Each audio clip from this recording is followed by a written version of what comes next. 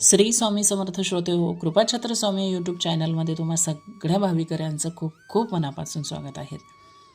आज दत्त जयंतीनिमित्त सगळ्यांच्या घरी एक आनंदाचा आणि एक उत्साहाचं वातावरण नक्कीच असेल आणि असायलाच पाहिजे, कारण आज दत्त महाराजांचा जन्मदिन सगळ्यांसाठी, सगळ्या दत्त सेवेकरांसाठी आणि सगळ्या स्वामी सेवेकरांसाठी एक आनंदाचाच दिवस असतो. तर बघा, आपल्या श्री गुरुचरित्रातला असा कोणता अध्याय आहे की ज्या अध्यायाचं वाचन केल्याने किंवा श्रवण केल्याने तुमच्याही आयुष्यामध्ये, तुमच्या संसारामध्ये, तुमच्या प्रपंचामध्ये ऐश्वर्यप्राप्ती तुम्हाला होऊ शकते. तर तोच अध्याय आज आपण ऐकणार आहोत. नक्कीच सगळ्यांनी शेवटपर्यंत ऐका आणि तुमच्या कमेंट्स आपल्या कमेंट बॉक्समध्ये नक्की द्यायला विसरू नका. तर बघा, गुरुचरित्रातला असा कोणता अध्याय आहे की ज्या अध्यायाने आपल्याला ऐश्वर्यप्राप्ती होते. तर बघा, त्याबद्दलची जी कथा आहे ती कथा मी तुम्हाला सांगणार आहेत.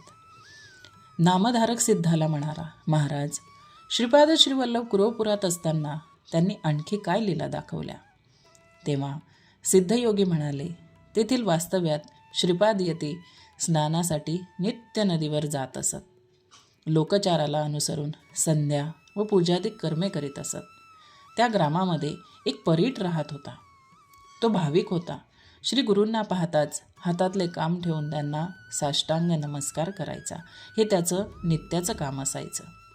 एके दिवशी तो वंदन करण्यासाठी आला असताना श्रीपाद त्याला म्हणाले, मी तुझ्या भक्तीवर प्रसन्न आहे. तू कष्टाची कामे करतोस, त्यामुळे प्रत्येक वेळेला मला नमस्कार केलाच पाहिजे असे नाही. ती आपुलकी पाहून त्या परीटाला खूप बरे वाटले. त्याच्या मनाला शांतता वाटली. संसार चिंता टाकून तो त्यांची सेवा करू लागला. मठांगण झाडणे, सडामार्चन करणे आदी कामे तो आवडीने अगदी प्रसन्नतेने करू लागला आणि तो रोज करीत असे. वैशाख मासात त्याने एक अभिनव दृश्य पाहिले. एक यवन राजा आपल्या स्त्रियांसमवेत नौकाविहारासाठी आला होता. राजस्त्रिया दागदागिने घालून नटून थटून आल्या होत्या. त्या हसत होत्या, गप्पा गोष्टी करीत होत्या आणि ती शृंगारलेली नौका नदी तीरावरील वैभवसंपन्न लवाजमा, राजाचे सैन्य, सेवक वर्ग, सालंकृत हत्ती व घोडे, नाना वाद्यांचा गजर असा तो सुखसोहळा पाहून परीट अक्षरशः भारावून गेला. तो एकसारखा तिकडे बघत होता. मठांगण झाडताना तो विचार करू लागला, हा राजा किती भाग्यवान आहे. जन्माला यावे तर अशा वैभवाचा उपयोग घेण्यासाठीच. या राजाने पूर्वीजन्मी कोणत्या देवाची व गुरुची आराधना केली म्हणून या जन्मी हे सुख त्याला प्राप्त झालं. आपल्या नशिबी मात्र कष्टच आहेत. तो स्वतःच्या नशिबाला दोष देऊ लागला आणि जिने व्यर्थच होय. तेव्हा त्याचे मनोगत जाणून श्री गुरु म्हणाले, परीटा, मनात काय चिंतन चालले आहे.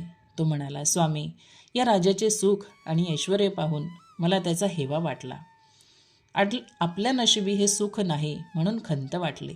पण असा विचार मी का करू. तुमच्या चरणांची सेवा हेच माझे सौख्य आहेत.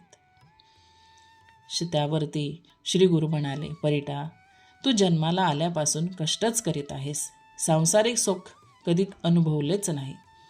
त्यामुळे तुझ्या मनात सुखोपभोगांची इच्छा निर्माण होणे साहजिक आहे.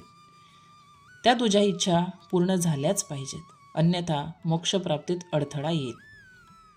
म्हणून पुढील जन्मात तू यवन जातीत उत्पन्न होऊन बेदरचा राजा होशील असा मी तुला आशीर्वाद देतो. तुला सर्वोत्तम राजभोग व समस्त ऐश्वर्य प्राप्त होईल.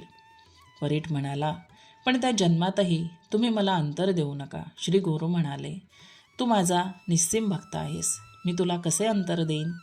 तुझ्या वृद्धापकाळी नृसिंह सरस्वती रूपाने मी तुझी भेट घेईन. तुला ज्ञान देऊन या जन्मीची खूण सांगेन. ते राजभोग या जन्मातच भोगायचे असतील तर ते तसे सांग. परीट म्हणाला, त्या भोगांचा या म्हातारपणी मला काय उपयोग. ते सर्व सौख्य पुढील जन्मात तरुणपणीच भोगेन. तेव्हा तथास्तु म्हणून श्री गुरूंनी त्यांना निरोप दिला. घरी गेल्यावर परीट मरण पावला. कालांतराने त्याने बेदरच्या राजवंशात जन्म घेतला.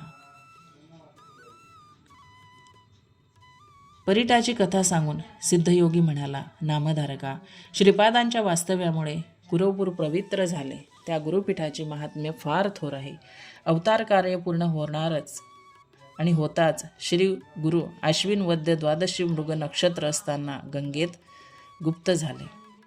ते लौकिकदृष्ट्या अदृश्य झाले असले तरी सूक्ष्म रूपाने अजूनही तेथेच आहेत आणि त्यांचे कार्य अखंडित चालूच आहेत. जोही श्रद्धावंत, जोही भाविक श्री गुरुचरित्रातला 9वा अध्याय अगदी मनोभावे अनुष्ठानाने जो कोणी वाचणार, जो कोणी पठन करणार, जो कोणी श्रवण करणार, त्याच्या घरामध्ये ऐश्वर्यप्राप्तीची म्हणजे ऐश्वर्यप्राप्त लक्ष्मी नक्कीच त्याला मिळणार. त्याच्या आयुष्यामध्ये राजयोग हा नक्कीच घडून येणार. हा श्रीपाद श्रीवल्लभांचा आणि त्यांच्या लीलेचा एक मोठा अद्भुत असा हा 9वा अध्याय आहे. तर ह्या 9व्या अध्यायाचं अनुष्ठान करून ही सेवा करायला अजिबात विसरू नका. तुमच्याही प्रापंचिक ज्या अडचणी असतील त्या नक्कीच दूर होतील. केलेली सगळी सेवा श्रीपाद श्रीवल्लभांच्या चरणी अर्पण करते, श्री गुरुदेव दत्तांच्या चरणी अर्पण करते. काही चुकलं असेल ते माझं मला माफ करा, ते माझं मला परत करा. जे योग्य असेल तेच तुम्ही घ्या. दिगंबरा दिगंबरा श्रीपाद वल्लभ दिगंबरा अवधूत चिंतन श्री गुरुदेव दत्त दिगंबरा दिगंबरा श्रीपाद वल्लभ दिगंबरा.